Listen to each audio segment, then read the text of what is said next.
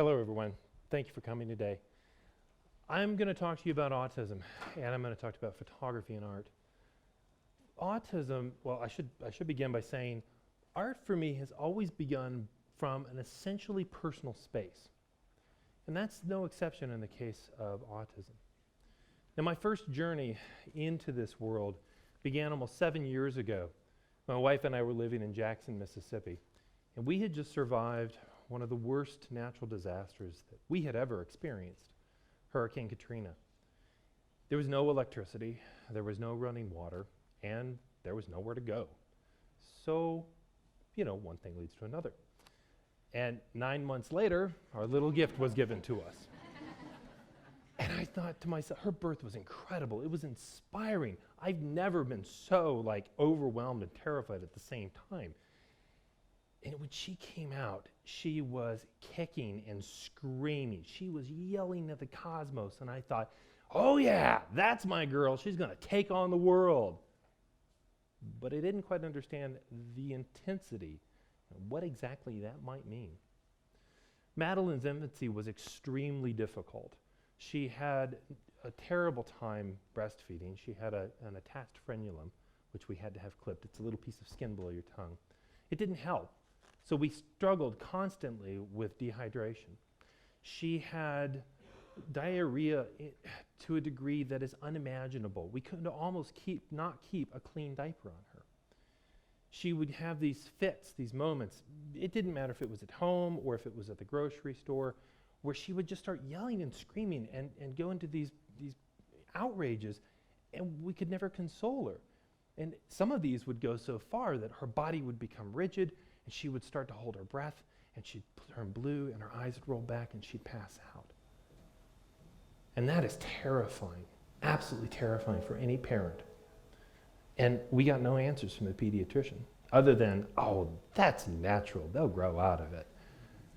Remember that phrase, because it will repeat itself. 14 months after her birth, my son Caleb was born. And he's a very different creature altogether. He seemed to be developing neurotypically until a few months in, and we started to see sort of regressive behavior happening. He started playing with his eyelashes. It's stemming behavior. Or he would get to a door, he'd crawl or roll and get to a door, and he'd open and close it, open and close it, open and close it. Take cars and spin the wheels for as long as he possibly could. And by this point, we were starting to become fairly aware that the pediatricians were not paying attention to our concerns, and we were doing the background research trying to figure out what exactly was going on. I mean, this was a really, really scary time for us. And, we finally, at a certain point, ended up coming to Logan, Utah, where approaching the Center for Persons with Disability and being brought into the early intervention program, we received the acknowledgement and the diagnosis that my daughter has PDD-NOS, pervasive development disorder not otherwise specified. That's a pretty obscure thing. Well, it's pretty obscure because they're not exactly sure where it is and what it is on the continuum of autism. My son is very much like my daughter in that same way. And we received pretty intensive early intervention therapy that leads up to the age of 3. And they introduced us to floor time therapy, which is a play therapy model that requires you to get down on the ground and interact with that child at their level and to engage them into emotional relationships. And this was perfect because it matched and dovetailed with my wife Jackie and I's natural parenting style. Plus, our children had huge sensory integration issues. Textures freaked them out. So we started to take our love of process art and bring that into our household. And I can tell you, if somebody doesn't like dirt, you have them play with painting with mud and shaving cream, and eventually they will start to become desensitized to those issues and learn to love it and learn to be adaptive, creative thinkers. We also went so far as to change their diet. We got them off of as much processed food as possible, the kind of packaged things that normally you see kids just chowing down. And we took them to gluten-free, casein-free, and to the extent of soy-free on their diet. We've tried to reduce as much of the genetically modified foods as possible, which, as everyone knows, is very expensive to do. And we started to reduce plastics in their life. Again, as much as is humanly possible, because it inundates our world. And we have seen a significant improvement in our children. They're both in neurotypical classes today, and in many ways can be indistinguishable from their peers, unless there's a food infraction or some sort of stimulation infraction. And then their autism starts to really rear itself again. But it's not as terrible as some cases can be. My kids are pretty high functioning, and I'm really lucky. So we got to a point where we felt like we were out from under that rock of oppression. We had wiggled out enough to see the sun. And we realized that we had a responsibility to give back to a community who had given so much to us to help us get to this point. And thinking through all of that, I started thinking back to 2 photographs I had made pretty midway through all of this crisis moment. My daughter was not quite 4 years old, and she and I were in the house having this just classically knockout, drag out, yelling fight at each other. Admittedly, I was not being the kind of parent I wanted to be. And I realized this. And I also realized, hey, wait a minute, Chris. You're an artist. You have free license to make work about a crisis and try to figure it out. That's what the purpose of art is. So I walked away from her. I grabbed my camera, grabbed my studio lighting, and I set it up in the kitchen. I picked her up and I plopped her in a booster seat. And she's still barking and yelling at me, and I got behind the camera and I looked up and I said, "Madeline Elise." And she got stone quiet and stared me down, which is that picture there. And that's her deadpan look. And I'm still very irritated at this point. So I picked her back up, set her on the backside of the camera, and I sat myself down in the booster seat, by the way. I do fit. And my wife fired the camera. And that image, you will see really repressed irritation, really repressed anger. And it's an embarrassing moment for me, but it's a real, genuine moment for me. And I sat on that thing for about 9 months, which is about the same time that we got to that point of, gosh, you can breathe. And I thought, for the first time, I can do something with this. This thing that I'm really terrified of makes sense. And it makes sense because it's terrifying. Autism is not easy. And when you think about the prevalency numbers, 1 in 88 children in America will be diagnosed with autism. 1 in 47 in Utah. In that case, also 1 in 24 boys. Then that's such a bizarre, abstract number, right? If I talk to anyone on the street or I talk to a politician and I say, 1 in 88 children will have autism. In many cases, it's like, it's $1.99. Nobody thinks $2, they think $1. They hear 1. They don't think thousands of children. They don't think hundreds of thousands of children. They don't think millions of children. They think a very small number. Now, let me contextualize the human element to these numbers, which is exactly the purpose of the portraits.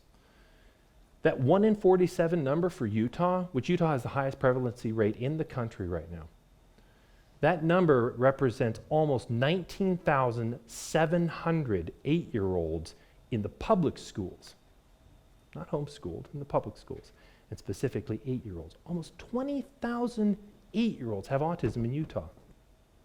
Take that past Utah.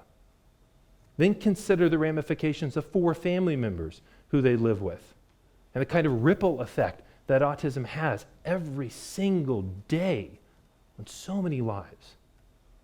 So facing the evidence and artifacts facing autism work is about documenting this growing number of individuals who deal with and face autism with courage and conviction across the United States. And it's not just the individuals who are diagnosed with autism, it's also about the families, the mothers, the fathers, the brothers. Sometimes the folks who are taking care of them are grandparents. But it's also these really compassionate professionals who have committed their lives and their full heart and energy to helping alleviate the struggle that these individuals face on a daily basis that most of us take for granted all the time. Eye contact. It's terrifying for autistic individuals. You take that for granted every day. And I have been so incredibly fortunate because I've met these just powerful, driven individuals. and I've seen timidity and gentleness in their hearts too. I then began it as a grassroots movement, literally here in Cache Valley, just to help the Up to 3 program to maintain whatever funding that they could from the state, because the state was considering the option of reducing funding sources. And it quickly grew into a national project. I was contacted by an organization out of Washington, D.C. that was looking for adults on the spectrum so that they could put them in a White House briefing to talk about the issues that adults face, which are terrifying. I mean, imagine living your entire life as a parent with an autistic child. It's a 24/7, all right? There's no relief. There's no day you stop worrying. You might have somebody come in and help you, but when you get to go have your break, you're still thinking about what you've got to do. I had a woman tell me one time, and she has an older adult son, that she's willing to admit the guiltiest of sins. That she prays days that her son will pass before she does. Because who is going to take care of him when she's gone? I've met such breathtaking folks, like Magnus the Magnificent. He was 3 years old when I was at a conference in Seattle. And his wife, or his mom and his dad came in, and little Magnus, this little redhead, his head down and kind of, tightly attached to mom, never looked at me. I mean, I could have been a piece of furniture in many ways. And he didn't ever make eye contact with people. My son Caleb was there at the time, and Caleb decided to run around the set. And Magnus got interested and ran over there. And I noticed out of the corner of my eye that Magnus was standing there looking in my direction, not looking at me, but looking at my direction, okay? And I kind of saddled over and reached down, and I picked up the camera, and I got down on his level, and I started making photographs. And anytime I looked right at him, Magnus looked away. But anytime the camera looked at him, Magnus played with me. Magnus looked at me. He looked through the camera. There's a little boy with his hands over his face. That's Magnus the Magnificent. And at that time, Magnus gifted me this moment when a little boy who cannot look at the world looked to me. And that relationship between he and me gifted his parents. Because that's Magnus they know. And that's not the Magnus the rest of the world had a chance to get to know. This last spring, I got to meet a young woman in Washington, D.C. at an adult support facility. Her name is Sarah. Oh, beautiful. I mean, just classically, renaissancely beautiful. Gentle, kind, sweet, can't speak. Very, very scared of the world. And when she came in and she sat down on the set, I could see the fear in her eyes. Photography sets are terrifying for anyone, even neurotypicals. I mean, I point a camera at any one of you and the guard will come up. And Sarah was scared. And so I sat down and I thought, I need to get her more relaxed. And I talked her through this. And I got her to a point where she got curious and she looked at me. And then I started to photograph her. And there's this wonderful picture that came out of this. You can see that Sarah is engaging the world. There's also people like the advocate and Pulitzer Prize winner Timothy Page, who teaches music in Southern California. He was not diagnosed with autism until he was in his late 40s, when his teenage son was diagnosed with him in the same room at the same time. So he's a parent advocate and an autism advocate, and passionate, absolutely passionate, and gentle and sweet. But it goes beyond that to individuals who have committed their careers to this, like medical professionals, like Dr. Philip DeMio, who's in Ohio. He has 2 clinics, one in Cleveland and one in Columbus, who primarily deal with children with autism. And he has been really cutting the edge, trying to alleviate the medical suffering of this community and dealing with the multiplicities of medical issues that come along. And Dr. DeMio was such an incredible person to photograph because we spent the time making the photographs, but then we spent 45 minutes afterwards talking about the best of things: biomedical intervention options, politics, and even great Jewish delis in Cleveland. I mean, this was an amazing man. Or Dr. Martha Herbert, who's at the Yale School of Medicine, who's mapping the autistic mind and trying to determine how the brain rewires itself, but at the same time looking at the environmental impact that's coming along with that. What are the environmental triggers that are changing the neurological structure of the brain? Or the warrior mom advocate, Dr. Valerie Hugh at George Washington University. With next to no research dollars and a cadre of volunteer high school interns, she is mapping the genetic and epigenetics of the autistic community and creating a model that will allow her to be able to identify where an individual falls within this crazy sort of spectral soup. And hopefully, by seeing what the epigenetics are doing, able to identify potential areas that the environmental triggers can then be reduced and lessen the impacts of autism. They change lives every single day by this huge driven energy. And if that feels like a daunting task, it's going to be more daunting. 1 in 88 is epidemic. But if you look at this 10 years out, conservative estimations put it at about 1 in 9 to 1 in 20 children in the United States. And the question is, do we have to get to that point before we recognize and acknowledge this is a public health crisis, and we cannot wait 10 years to do this. We have to do this now. Autism is treatable. With the right ways to come at this, with effective treatment and effective interventions, it's a moral and economic imperative to address this. What we see in these photographs are hope and grief, joy and pain, exhaustion, and a forceful commitment to never take no for an answer. What I refer to as the warrior moms. I've never seen or met a more unflinching group of moms in my life, and they impassion and empower me every day. We have to be willing to step forward as a community and start to force the research to determine the environmental issues that are triggering autism. We've got to integrate this community into our society. We have to support and recognize where they benefit. Their neurodiversity is so brilliant and so beautiful. We've got to figure out a way to address it into our schools, into our workplaces, and into every element of our society today.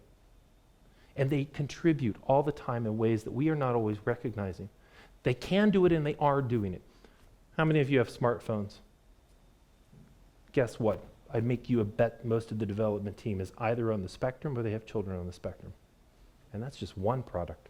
Silicon Valley is full of folks on the autism spectrum.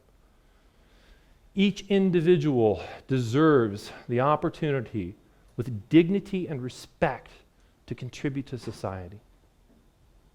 Now, one last parting thought I want you to keep in mind and let this resonate through your head.